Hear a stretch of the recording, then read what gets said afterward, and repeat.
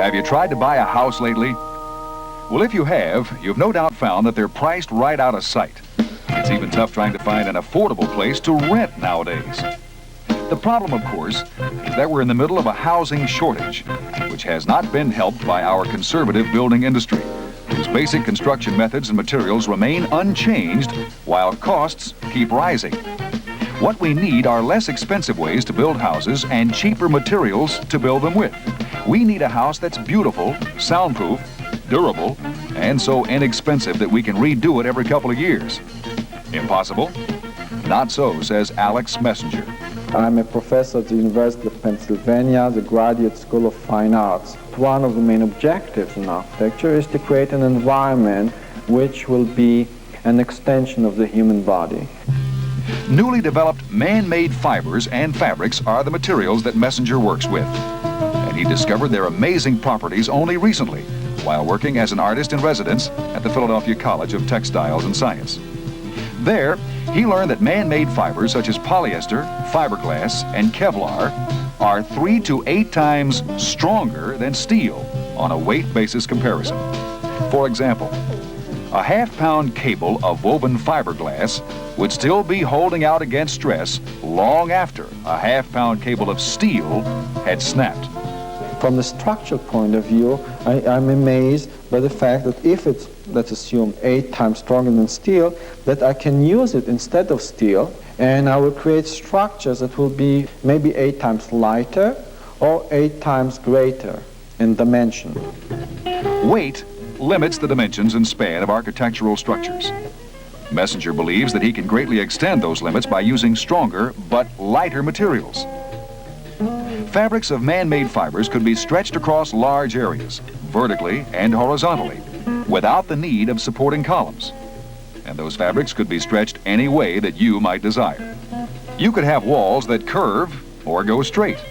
Or if you wanted walls of different colors or transparent ceilings, you could have them too, by dyeing and weaving in the appropriate fibers. Brightly dyed curving partitions could enclose a study, for example. And in the study, the wall itself could come out to form a desk, and then recede to form shelves. Once the structure was tailored to your specifications, you would coat the fabric with the resin to make it rigid, much as concrete is poured over steel. The result would be an incredibly strong, lightweight, and durable home, cut to your taste like a suit or a dress. This sculpture illustrates Messenger's ideas. The sculpture began as a rectangular piece of rib-knit fiberglass fabric. It was stretched over wires until the desired form was achieved. Then, polyester resin was applied to the fabric to make it rigid and self-supporting. What is important here is the fact that this sculpture would be impossible to duplicate using steel or any other type of metal, because the thickness of the surface would have to be so much greater in order to support its own weight. The fibers in the fabric are in effect working like rods in stressed concrete, or like the steel beams in skyscrapers. But pound for pound, no rod or steel beam has the strength of those fibers. They are so strong that just a few ounces of them are enough to stop a bullet. Just ask any policeman whose life has been saved by a lightweight, bulletproof cloth vest.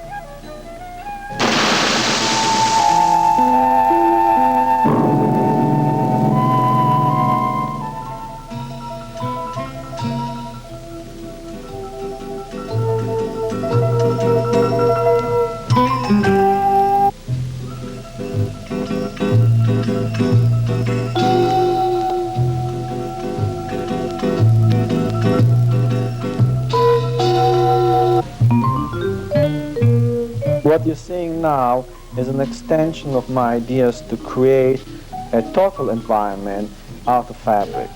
Walls, roofing, and enclose the whole environment using fabric in its different ways. Fabric could be stretched to create a volume, treated to be hard to give the sense of permanency. This sculpture has survived storms that have toppled other structures of metal and wood. And molded into walls and ceilings, this same material would hold out the wind and rain. And with its cost effectiveness, it would protect us from the ravages of inflation too. It's not a tent, nor is it one of those weird ideas that does everything but work.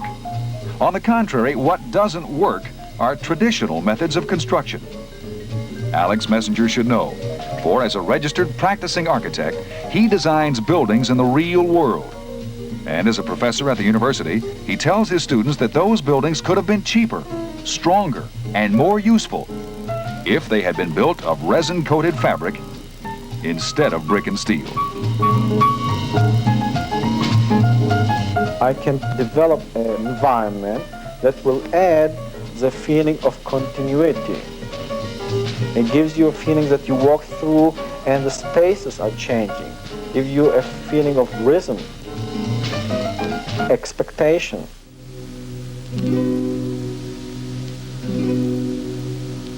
I was born in Russia in the period of the Second World War. It was a period of starvation. People died waiting in a line for a piece of bread.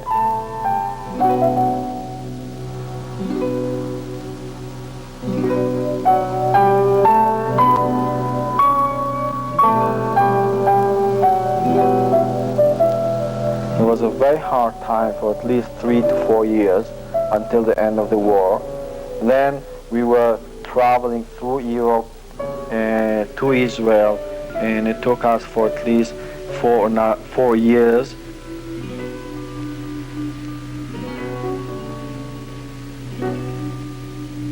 I was in Exodus, the boat that created some history and sensation in the United States.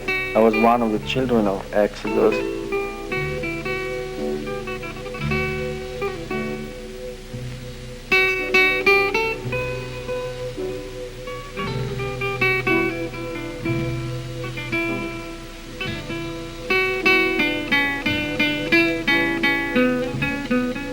Then coming to Israel in a very difficult period in '48 and through a long period of many wars.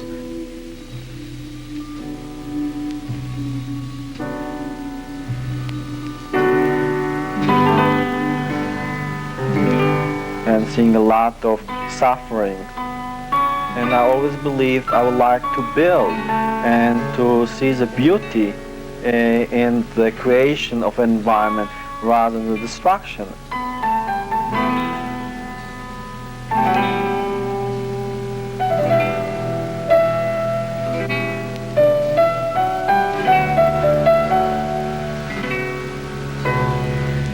And that's why I'm so fascinated with color and kind of to give the person the feeling there are so many beautiful things one can see in nature and in what he creates.